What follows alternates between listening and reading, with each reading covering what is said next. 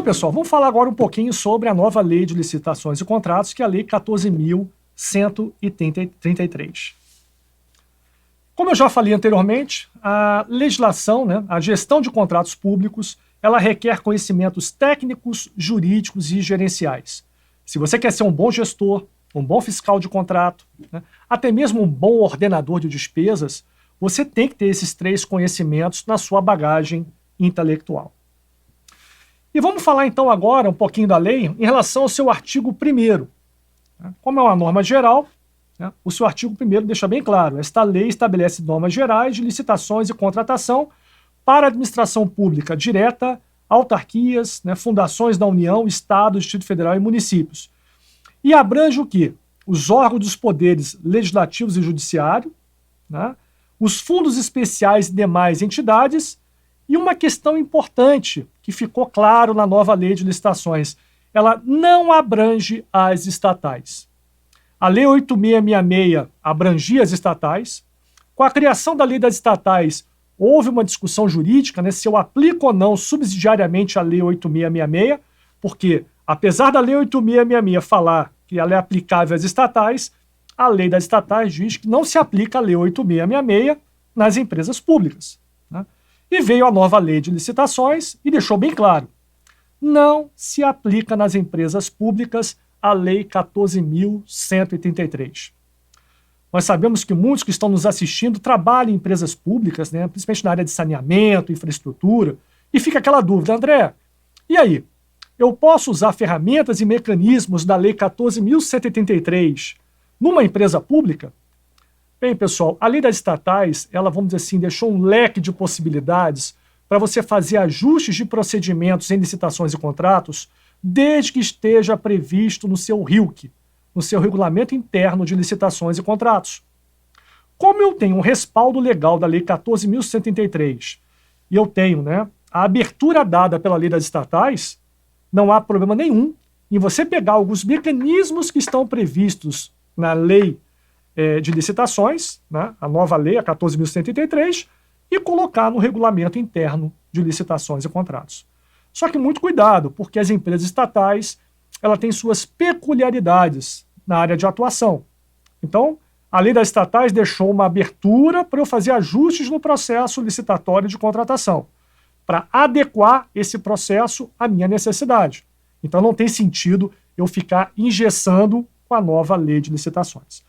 Então, regra: 14.133 não se aplica a estatais.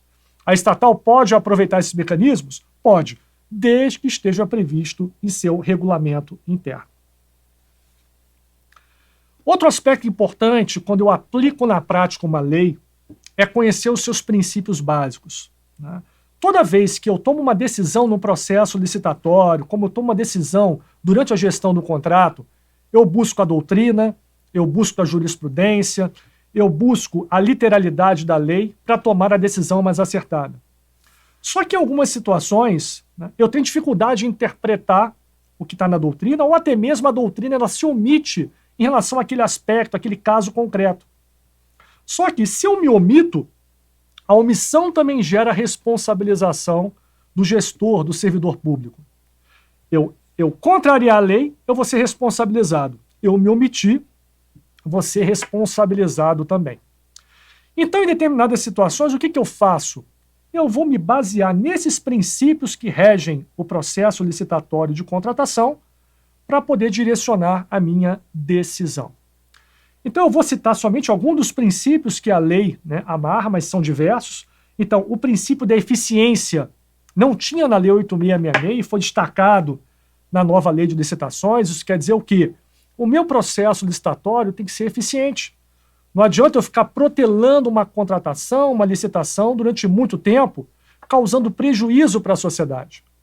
Então, se eu vou construir duplicar uma rodovia, construir um hospital, a sociedade tem necessidade desse benefício gerado. E eu atrasar esse processo licitatório, atrasar essa contratação, eu estou, de fato, causando um prejuízo para a sociedade. Então, é importantíssimo eu atender o princípio da eficiência. E eu vejo com muitos bons olhos a lei reforçar esse princípio na literalidade, né, do seu artigo 5º. Interesse público, igualdade. Se eu for pegar a Lei 8.666, ela amarra como principais objetivos na contratação pública atender o princípio da igualdade, né, e o interesse público, quer dizer, buscar a proposta mais vantajosa para a administração e, ao mesmo tempo, atender o princípio da igualdade. Só que tomar muito cuidado, porque muita gente interpreta que se eu fizer tudo a favor da administração, eu posso dormir tranquilo, porque eu não vou estar cometendo nenhuma irregularidade.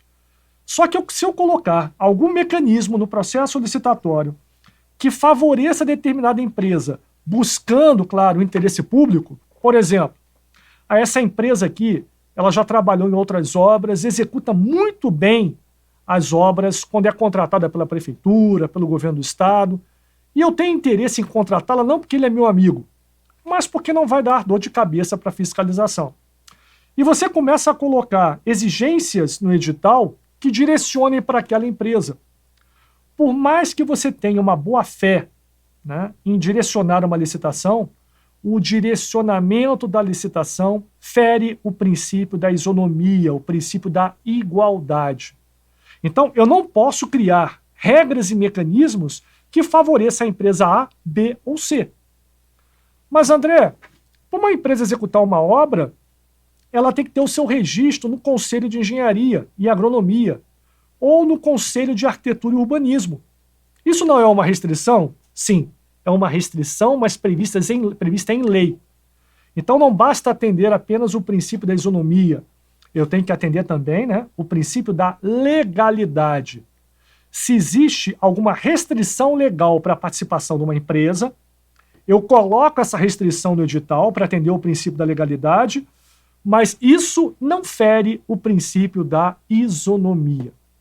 Por isso que é importante eu conhecer um pouquinho de direito, um pouquinho de interpretação, porque muitas vezes alguém que segue a interpretação literal pode estar direcionando a licitação para atender o interesse público, mas ao ferir o princípio da isonomia, estar cometendo uma ilegalidade naquele processo.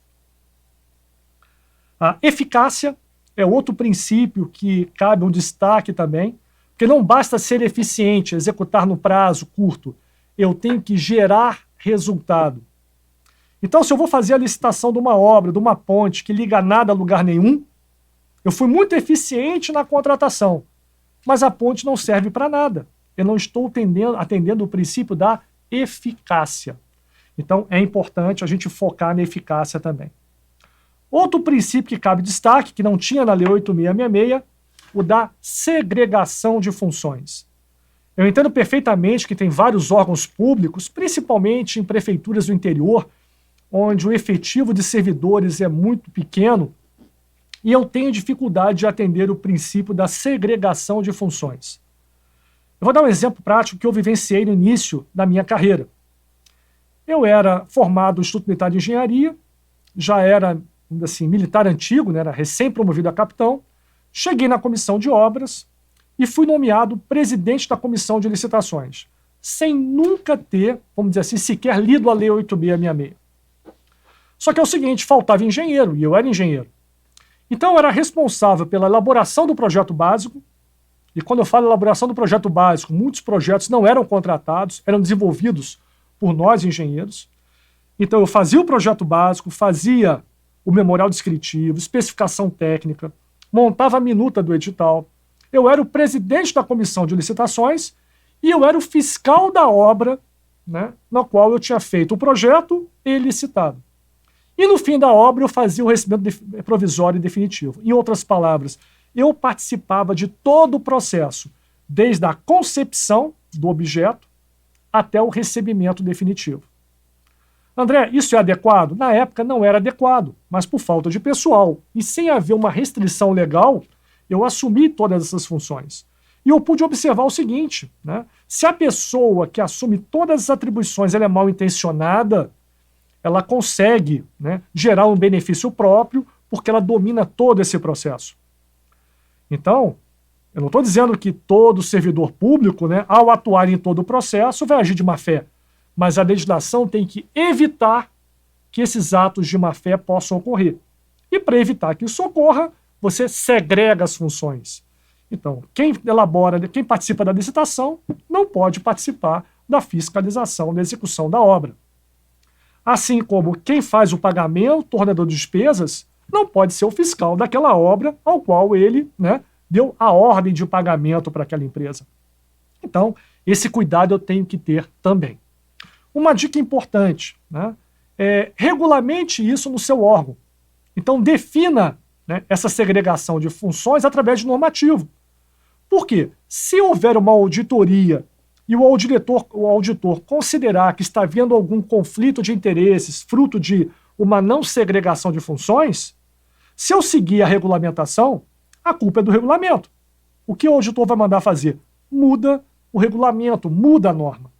Então, por isso que é importante você regulamentar várias atividades e vários processos dentro da sua instituição. Isso traz uma tranquilidade muito grande para o gestor, porque numa auditoria, o auditor vai se basear no que aconteceu e no que está regulamentado. Tanto que a nova lei de licitações, ela foca muito em normativos. Se a gente for observar durante todos os seus artigos, em várias situações, ela fala, isso cabe uma normatização. Por quê? Isso traz tranquilidade, traz eficácia, traz eficiência, gera resultado. Da motivação, então a gente vai falar um pouquinho sobre estudo técnico preliminar, a motivação da contratação, por que eu estou licitando aquela obra, por que eu estou licitando aquele serviço. Toda vez que você reúne os servidores para trabalhar num projeto básico, num edital, você está consumindo hora de trabalho. Então, se eu não tenho um bom planejamento, o que vai acontecer? Eu consumi horas de trabalho para produzir um projeto que não é de interesse para uma prefeitura, para um governo. Isso não vai ser licitado. Isso, inclusive, pode ser caracterizado como um superfaturamento. Você está gastando horas de servidores que não vão gerar resultado. Então, é importante que haja uma motivação para eu iniciar um processo licitatório de uma obra ou de um serviço. E o estudo técnico preliminar, previsto em lei, vai te dar todo o embasamento para formalizar essa motivação. Vinculação ao edital, isso já estava na lei anterior, e foi reforçado na nova lei de licitações. Isso quer dizer o quê? A vinculação ao instrumento convocatório, quer dizer, o edital de licitação, ele tem que ser atendido durante toda a execução do contrato. Isso quer dizer o quê? A regra que está no edital tem valor como se o contrato fosse também. E não só o que está escrito no edital, mas a interpretação dada ao edital. Eu passei por uma situação uma vez, um determinado fiscal, ele foi dar um aditivo para uma empresa, totalmente adequado, se não houvesse uma decisão equivocada da comissão de licitações. O que aconteceu? A empresa, ela entrou na licitação, era uma reforma de um prédio, e a divisória as divisórias que iam ser instaladas, uma obra de 30, 40 milhões, essas divisórias correspondiam a em torno de 25% do valor da obra, 10 milhões em ordem de grandeza. E a previsão da especificação era divisória de 10 milímetros. E o orçamento previa divisória de 5 milímetros. Pois bem, havia uma divergência entre orçamento e especificação técnica. Independentemente da hierarquia de informações, nesse caso específico, o fiscal foi consultado e viu, não, de fato, a divisória é de 10. O valor é maior. O que o fiscal faz? Um aditivo contratual suprimindo a de 5 e inserindo no contrato a divisória de 10 milímetros. Até aí tudo bem. Só que o fiscal pecou em apenas um item. Ele não viu ou não buscou no processo o que aconteceu na licitação. Nessa licitação, uma empresa licitante questionou essa divergência. Bem, se a divisória a ser implantada era de 10, o que deveria ser feito? Suspende a licitação, volta para a área demandante, área técnica, ela faz um ajuste no orçamento e republica a licitação com os prazos zerados. Esse é o procedimento adequado. Só que a comissão de licitações fez o quê? Em vez de tomar essa decisão, e muitas vezes isso ocorre em final de ano, para não perder o recurso, ela decidiu o seguinte: de fato, a divisória é de 10 milímetros que vai ser executada, mas o preço a ser executado máximo é o que está no edital, de 5 milímetros. Isso foi colocado na resposta formal a esse questionamento. O que a empresa que fez o questionamento fez? Desistiu da licitação, porque o valor era significativo. Então observa, se ninguém tivesse perguntado nada, o aditivo contratual seria adequado.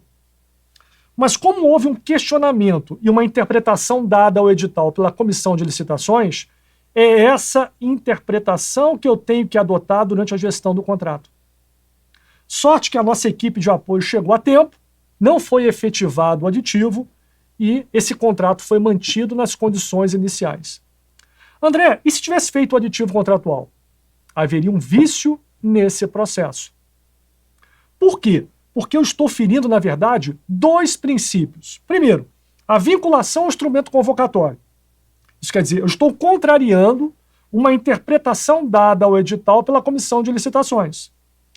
E o segundo princípio que eu estou ferindo, o princípio da igualdade, da isonomia. Por quê? Eu estaria dando uma vantagem indevida para aquela empresa contratada. Porque se eu tivesse feito esse ajuste antes, aquela empresa que questionou, ela poderia ter entrado na licitação com uma proposta mais vantajosa do que a primeira colocada. Então, pessoal, uma dica importante. Quando eu falo em vinculação ao instrumento convocatório, não é só o que está no papel. Então, primeira dica, ande, fiscal, com o edital embaixo do braço.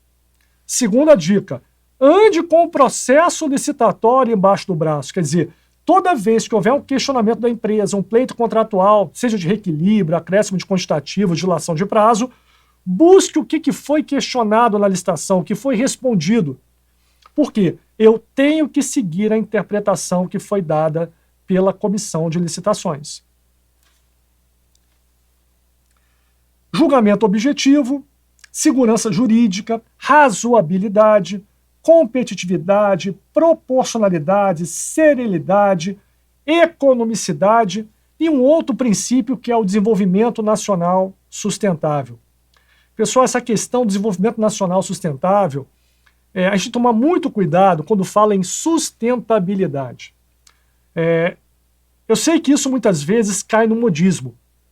Teve uma situação numa obra pública que a administração resolveu colocar um sistema de reuso de água servida.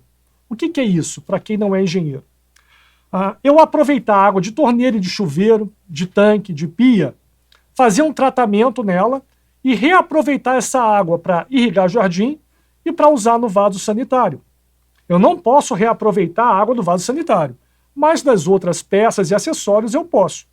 Então, dependendo daquela utilização das instalações, isso é bem interessante do ponto de vista sustentável e também do ponto de vista econômico. Lembrando que eu tenho que atender à economicidade também. E não existe sobreposição de princípios. Um princípio nunca é maior do que o outro. Eu tenho que manter o equilíbrio na aplicação desses princípios. E o que aconteceu nesse prédio específico? É um prédio público que não tinha chuveiro, né? O pessoal não ia de bicicleta para lá, então não havia chuveiros, era só lavatório. E esses lavatórios não produziam água suficiente que justificasse um sistema de tratamento de água. Porque esse sistema tem que passar por filtragem, cloração, sistema de bombeamento, né, manutenção periódica. Então todo o custo de implementação desse sistema é caro. Quando eu vou implementar isso num prédio novo, eu tenho que fazer o quê? Colocar instalações em paralelo à instalação da concessionária de água, porque eu não posso misturar uma água tratada no prédio com uma água fornecida pela concessionária. Se é um prédio antigo, o custo dessa reforma é muito maior. Então, quando eu vou fazer análise de sustentabilidade, eu tenho que verificar também a economicidade na implantação daquele sistema dito como sustentável. Outro exemplo, painéis fotovoltaicos para geração de energia elétrica. Há 10, 15 anos atrás, para vários locais, não era viável do ponto de vista econômico. Hoje é. Então, eu instalar um sistema desse, hoje, atende à sustentabilidade e atende à economicidade também. Pois bem, quais são os objetivos da licitação? A Lei 8666, ela fala do tratamento isonômico, né, e, ao mesmo tempo, né, a proposta mais vantajosa para a administração. É isso que a Lei 8666 preconiza. Só cabe uma interpretação adequada à questão da vantajosidade para a administração pública. Quem decide o que é vantajoso para a administração não é o gestor, é a própria lei. E qual é a regra da vantajosidade? A regra da vantajosidade é o menor preço. Ah, André, é por isso que as contratações são ruins, porque eu uso o critério menor preço e eu vou contratar serviços, né, de qualidade ruim, eu vou contratar obras que não vão ser bem executadas. Pessoal, o que define a qualidade da execução não é o preço, são as especificações e o projeto, e uma boa fiscalização. Se eu coloco um preço muito baixo no edital de licitação e eu atuo de forma adequada, o mercado vai me sinalizar que o preço é ruim. De que forma? Não deixando de executar o contrato, mas deixando de participar da licitação. Ou apresentar propostas com valores superiores ao preço de referência. Então, quando ninguém participa da licitação, é uma licitação deserta. Se participam e os valores estão acima do preço de referência, todas são desclassificadas, é uma licitação fracassada. Então, licitação deserta e fracassada, não tive êxito na contratação. Não atingi meu objetivo. Agora, a partir do momento que a vantajosidade é o menor preço, eu vou criar mecanismos para garantir uma boa execução contratual. E uma coisa que eu vou repetir sempre nessas próximas horas: fazer um projeto bem feito, especificação bem feita, orçamento bem feito, edital, contrato bem feito e fiscalizar bem. Isso é que vai garantir uma boa contratação. E o que foi incorporado como objetivos na nova lei de licitações?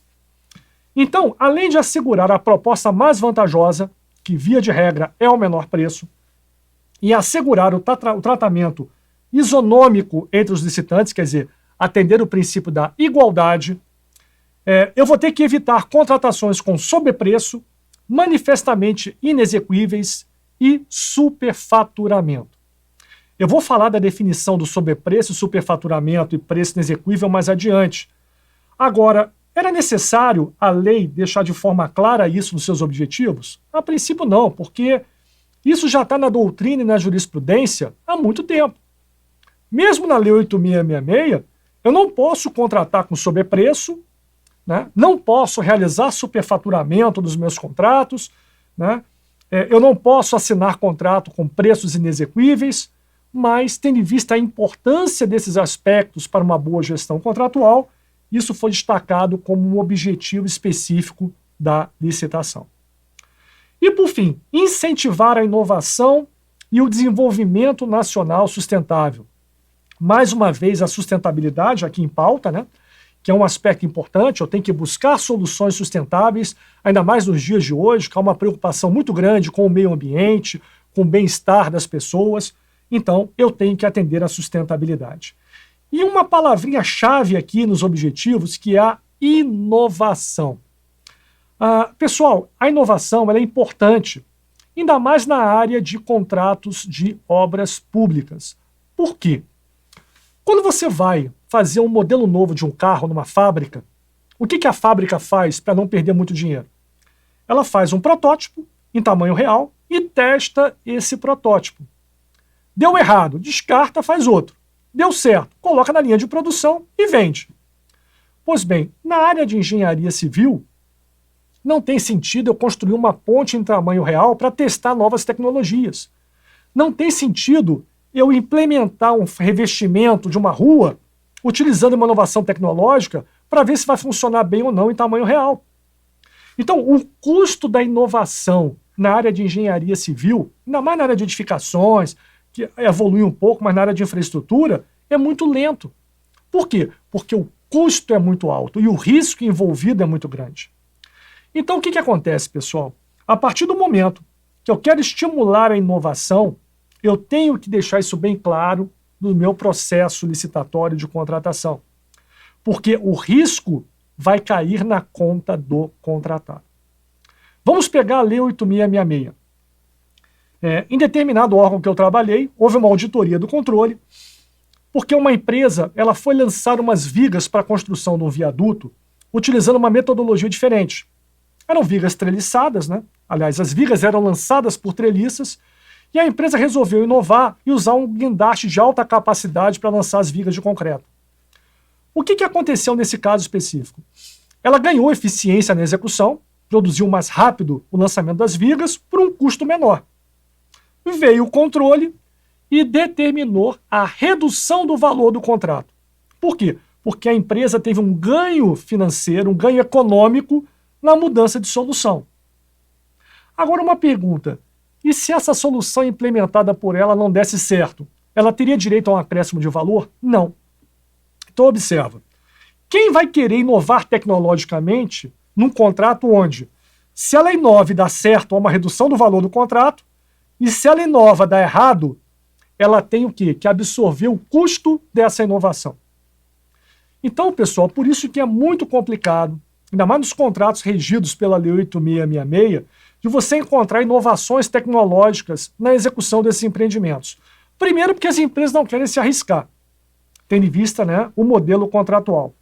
E segundo, né, a própria administração pública ela não faz execução direta de obra, salvo raríssimas exceções.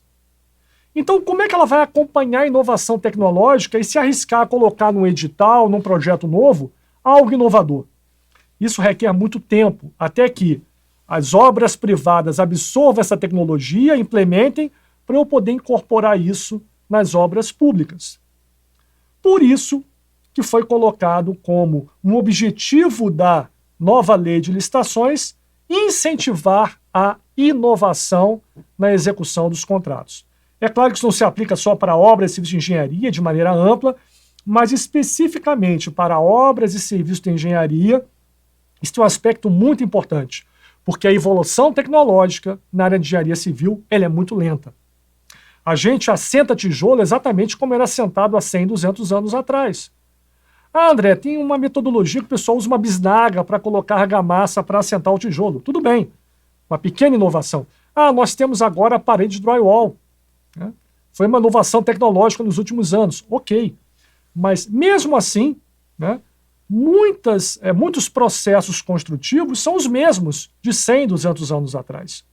Então, eu acho muito interessante, né, isso ser colocado como um objetivo no processo licitatório.